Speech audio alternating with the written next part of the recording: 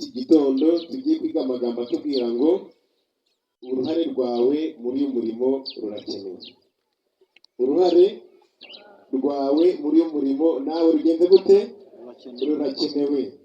Iyo turebye muri Matayo 28 igihe Yesu yari amaze kuzuka, aragenda asanga ba Petero ariko bahumuriza, arabaganiriza, arababwira ati maze rero ba Petero nahawe ubutware. Amen. Nahawe iki? Ababwira amagambo y'intsinzi n'ibyiringiro byati burya bya bindi byose rwa rugamba nanyuzemo, za nzira nanyuzemo, icyo data yagambiriye muri njye cyagezweho. Nahawe ubutware mu ijuru no mu isi. Nuko mugende mubwirize abaremwe bose ubutumwa bwiza, abemeye mubatize mu izina rya Data wa twese n'Umwana n'Umwuka wera, mubigishe kwitondera ibyo nababwiye byose. Ati kandi dore ndi kumwe namwe iminsi yose kugeza ku mpera y'isi. Izina ry'Imana rihabwa icyubahiro. Dufite amasezerano adahinduka atubwira yuko iyo tugiye mu murimo w'Imana, Yesu aba ari kumwe natwe. Rya sezerano yatanze aribwira ba Petero na ba Yohana na ba Yakobo na n'uyu munsi ni ibyacu. Abemera kwakira ihamagara ry'ubutumwa bwiza na n'uyu munsi arababwira ngo nuko mugende mubwirize abaremwe bose ubutumwa bwiza. Reka dushimire Imana kuko idukunda kandi ikaba yiteguye gukorana natwe iyo tuyemereye. Izina ry'Imana yacu nirihabwe icyubahiro.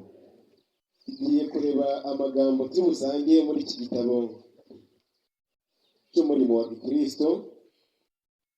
Mu cyigisho kibanza kitubwira ngo Imana ihamagarira abantu gukora. Imana igenzi ite? Imana ihamagarira abantu gukora. Kuko twayibonye Yesu arahamagara ati ni n'umwe ryari uyu munsi, ni n'umwe none. Igice cya kabiri kiratubwira ngo nutabasha kuja kure ngo wambuke n'inyanja uje mu bihugu cyangwa se uje mu turere nini wakiburamira, hari abapagani wagarurira nde? Wagarurira Yesu. Aho uri hose, waba uri hano iburamira, waba uri mu Gakoro, waba uri mu Mbizi no mu Kabiri n'ahandi aho ngaho muri uwo mudugudu utuyemo, hari abapagani wagarurira nde? Abarongera batubwira ngo ishimire gukoreshwa, hitamo umurimo. Haleluya. Burya Yesu aradukunda. Gukorana na Yesu ntako bisa. Buriya tujya twifuza ibintu byinshi, ariko ibifite agaciro karenze tukabiha agaciro gakeya. Tujya dutekereza mu buryo bwinshi butandukanye bitewe n'iy'isi tubayemo. Tubara kuba watekereza uti iyo ntavukira muri uru rugo wenda nkavukira muri ruriya mba meze neza. Yego, uwamba akazi si nkaba mwarimu, wamba akazi si nkaba gitifu, wamba akazi ngakora ahantu runaka mu bigo runaka, ubuzima bwarushaho kugenda neza. Ariko hari ikintu cy'agaciro kandi kitagomba kwirengagizwa n'umukristo uwo ari we wese.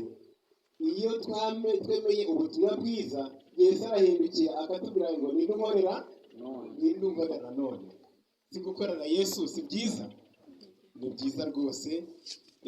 Hano rero baratubwira ngo Imana ibasha kugera ku ntego yayo yo gukiza abanyabyaha bitagombeye ubufasha bwacu. Ariko kugira ngo dukuze imico ya Kristo muri twe, tugomba kugira uruhare mu murimo we. Amen. Imana ibasha kugera ku ntego yayo idakeneye abana b'abantu nkatwe b'abanyabyaha. Ariko Imana ntabwo yabikunze, ahubwo kugira ngo dukuze imico yayo muri twe, niyo mpamvu duhamagara ngo nindukorera none. Kugira ngo dusangire umunezero nawe, umunezero wo kuzabona abakizwa kubw'igitambo cye, tugomba gufatanya mu murimo we wo gucungurwa kwabo. Izina ry'Imana rihabwa icyubahiro. Ntabwo Kristo ahitamo abamarayika batacumuye ngo abe ari bo bamubera abavugizi mu bantu, ahubwo atoranya abantu bahuje ibyifuzo nabo bashaka gukiza. Amen. niyo mpamvu nanjye muri uyu munsi muri kino gitondo Imana yatoranije jewe ngo mvugane namwe iby'agakiza. Ntabwo ari uko mbarusha kuvuga, ntabwo ari uko mbarusha kwizera, ntabwo ari uko mbarusha uruhare muri uyu murimo, ahubwo ni uko Imana yatoranije jewe ngo tuvugane nayo binyuze muri iri jambo ryayo, kandi tugaruke kuri Kristo, kandi tugarure n'abandi, izina ry'Imana rihabwa icyubahiro. Ubumana bwari bukeneye ubumuntu, kuko kugira ngo isi ibone agakiza byasabaga ubumana n'ubumuntu. Ubumana bwari bukeneye ubumuntu kugira ngo ubumuntu bube umuyoboro wo kunyuzamo umushyikirano w'Imana n'umuntu, izina ry'Imana rihabwa icyubahiro. Ntabwo Imana izaza ngo ihagarare mu isi ivugane n'abantu, ahubwo izanyura mu muntu nkanjye, mu muntu nkawe, mu muntu nka runaka, mu mabwiriza batandukanye, maze bakora uwo murimo wo kuburira abantu, kuko twakomeje kubibona muri iki cyumweru mu byigisho twagiye twiga. Twabonye ko turi abarinzi ba bene data muri Ezekiyeli. Nuko rero mwana w'umuntu nakugize umurinzi, ariko nimbwira umunyabyaha ngo gupfa kuzapfa, nawe ntumuburire, azapfa azize ibyaha bye, ariko amaraso ye niwe uzagenda gute? Turi abarinzi ba bene data. Rero ntihakagire utanga urwitwazo rwo kudakora umurimo w'Imana. Tugomba gukorana n'abamarayika bo mu ijuru mu kumenyesha abari ku isi Kristo. Abamarayika bategereza ubwo bufatanye bwacu, bafite umuhati ukomeye, kubera ko umuntu agomba kuba umuyoboro wo gushyikirana n'umuntu. Umuntu agomba kuba umuyoboro wo gushyikirana. Jewe uri hano, nawe uri aho ngaho, uri umuyoboro Yesu yashyizeho ngo dushyikirane n'abantu, tubagarure kuri Kristo. Kandi hano baratubwira ngo, kandi iyo twitanze tukiha Kristo byimazeyo, abamarayika bazanezezwa nuko bashobora guhishurira urukundo rw'Imana babinyujije mu majwi yacu, izina ry'Imana rihimbazwe. Aya ni amagambo meza kandi ari kumvikana tugomba kumvira uyu munsi wa none. Turi mu ibwirizabutumwa, turimo turahamagarira abantu kwitaba ijwi ry'Imana bicitwa none, tukababwiriza ubutumwa, tukabararika. Uyu munsi wa none buri wese afite umurimo agomba gukorera Kristo, kandi mu nzego nyinshi zitandukanye buri wese afite icyo agomba gukora. Tugomba kuba abakozi bakorana n'Imana, kubera yuko Imana itazarangiza umurimo idafatanije n'abantu. Sashimwe, ntabwo Imana izarangiza umurimo idafatanije. Muri makeya, ntabwo Imana izarangiza umurimo idafatanije nanjye, idafatanije nawe. Birashoboka ko yawurangiza, ariko nindamuka nagize ubushake bwo gufatanya n'Imana umurimo, igihombo ni jyewe uzakigira. Imana yo nta kije ikorera guhomba. Amen. Imana ntabwo ije ihomba. Twabonye yuko iramutse ibishatse yakoresha n'abamarayika bakaza bakabwiriza, cyangwa se igakoresha ubundi buryo bwayo umurimo ukarangira, ariko kubw'urukundo ikunda umunyabyaha kugira ngo nawe agire uruhare mu gakiza ke n'ak'abandi, niyo mpamvu yatugiriye icyizere ikadushinga umurimo wayo. Haleluya. Buri mukristo wese yagenewe umurimo wihariye. Buri mukristo wese yageneye umurimo wihariye. Yego, buri mukristo wese yagenewe umurimo wihariye ku mpano Imana yamuhaye, ku rwego Imana yamushizeho, aho yamushize, aho yamujanye, uburyo bwose ubwo aribwo bwose Imana yabukoresha. Ariko buri mukristo wese, ntabwo twese tuzaba ababwiriza. Birashoboka? Oya rwose. Ntabwo twese tuzaba abapasitori, ntabwo twese birashoboka yuko tutazaba n'abakuru b'itorero. Yego, ariko buri muntu wese Imana yamushinze umurimo agomba kugenda gute? Agomba gukora. Batubwiye ngo nutabasha gushanuka ngo wigishe nka Pawulo, wakongeza icy'urukundo rw'umukiza wagenda gute? Ngo kandi wafashisha amashengesho no gutura iki? No gutura amaturo. nta muntu Imana yirengagije. N'umwana uri ku ishuri yabwiriza ubutumwa, njya nezerwa cyane iyo turi mu materaniro y'umugoroba nkabona abana b'abanyeshuri bazanye n'abashitsi baje mu materaniro yacu. Sini baba bakoze Imana ibaha rwose. Iyaba twese twagiraga umuhati nk'uw'abana bagira, umurimo wakwihuta. Iyaba buri muntu wese yakoreshaga uruhare rwe muri uyu murimo, ibintu byagenda neza, abakizwa baboneka kandi benshi. Ariko reka dushime yuko uyu munsi wa none Yesu ari kuduhamagara ngo nintumorera ishimire gukoreshwa rero kandi hitamo umurimo we. Buri wese yahawe umurimo. Dusimbukire kuri twaje 12. Buri wese yahawe umurimo we kandi nta muntu ushobora gusimbura undi. Nta muntu ushobora gusimbura undi. Ntibishoboka. Niba Imana yaragusize muri butike naho ngaho ugomba kuhabwiririza iki? Ntabwo nzata kubwiriza muri butike kandi ari Imana igenda bite? Ntabwo Imana yamushinze umurimo we, nta umuntu ugomba gusimbura undi. Niba Imana yarakugize umukristo, aho utuye, aho ugenda, ntugategereze ngo abandi nibo bazaza kuhabwiririza, ahubwo niwe ugomba kugenda gute? Kuhabwiriza ubutumwa.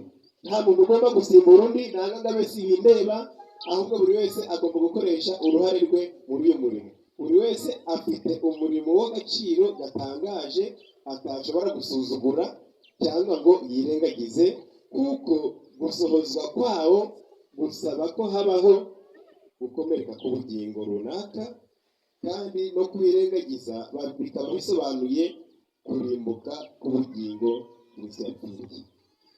Aya magambo ari kumvikana mbese bisaba ko habaho gukomereka k'ubugingo, ukagira ibyo ugenza ute? Wigomwa. Naho byari bigufitiye inyungu, yego, naho byagombaga gutanga umusaruro w'ibigaragara, ariko ibyo byiyake, aho gukora umurimo w'Imana, ubugingo bwawe wemere bukomereke, ugire ibyo uhomba, ariko hakizwe ubugingo bw'abantu. Haleluya. Kwirengagiza uyu murimo rero birumvikana ngo ni ukurimbuka kw'iki? Ubwo niba twanze kuja muri uyu murimo, ubwo turavuze ngo abanyabyaha ntibagende gute? Nibarimbuke. Ariko niba tugiye mu murimo tukemera kwitanga, tugatanga igihe cyacu, tukaja kurarika, tukajya gusura, tukaza mu materaniro, tugatanga icyacumi, tugatanga amaturo, tukihana, tugahinduka, tukababarirwa ibyaha, amen, umurimo w'Imana uzajya mbere. Izina ry'Imana rihabwa icyubahiro. Twese dukwiriye kuba abakozi bakorana n'Imana. Haleluya. Twese dukwiriye kuba abakozi bakorana n'Imana, abantu b'inkorabusa ntibemerwa nk'abagaragu bayo. Yesu ashimwe. Ngo abantu biki? Abantu b'inkorabusa ntibemerwa n'iki? Abantu b'inkorabusa Imana ibarinde muri aya materaniro mu izina rya Yesu. Ahubwo twese twemere kuba abagaragu b'Imana bakorana nayo mu murimo wayo, tubwirize ubutumwa. Ariko abantu b'inkorabusa baratubwira ngo ntibemerwa nk'abagaragu b'iki? Batubwiye ngo kwirengagiza umurimo bisobanuye kurimbuka k'ubugingo, ariko kuwukora bisobanuye gukizwa k'ubugingo bwa benshi. Ntabwo tugomba kuba inkorabusa rero, ahubwo tugomba gukorana n'Imana muri murimo wayo, kugira ngo icyizere yatugiriye ku iherezo tuzahabwe ubugingo. Izina ry'Imana rihabwe icyubahiro. Yesu arabivuga neza muri Matayo 24, igihe yerekanaga ibimenyetso byo kurimbuka kwa Yesu no kwa Yerusalemu no kwa Yesu, arabwira ati ubu butumwa bwiza bw'ubwami buzigishwa mu isi yose ngo bube ubuhamya bwo guhamiriza amahanga yose, niko imperuka izahera ko. Niba dushaka ko Yesu agaruka akadutabara, akadukura mu mibabaro n'agahinda twasizizwemo na Satani, reka tubwirize ubutumwa. Haleluya. Dutebutse kugaruka kwa Yesu, abantu bihana ibyaha, dore agakiza karatwegereye kuruta igihe twagenda gute? Ijoro rirakuze burenda. Turacyafite amahirwe yo kubwiriza ubutumwa, ariko hari igihe tuzaba tugende gute? Tutayafite. Uku turimo kubwiriza aha, uku turi kuza mu rusengero, uku turi kuza mu materaniro, hari igihe bitazashoboka, rwose. Ariko aya mahirwe twahawe twereke yapfusha ubusa, ahubwo tuyabyaze umusaruro. Buri wese ahagarare mu mwanya we, kuko twabibonye buri wese azana umuntu kuri kirisitu tubone benshi twamukiriza. Ntabwo muri iki gitondo twaba twaje hano kugira ngo tube inkorabusa, ahubwo turifuza gukorana n'Imana. Reka muri iki gitondo rero aya mahirwe tuyakire kandi abe yacu, kugira ngo icyizere Yesu yatugiriye akadushinga umurimo we, ku iherezo tuzaririmba intsinzi yuko tunesheje, kandi ko habonetse imitima myinshi yihana, kugira ngo amakamba yacu azatekweho inyenyeri nyinshi z'abantu twakijije. Njyewe namwe muri kino gitondo twemeye gukoreshwa n'Imana muri uyu murimo. Nibyo nisabira namwe mbasabira mu izina rya Yesu. Amen.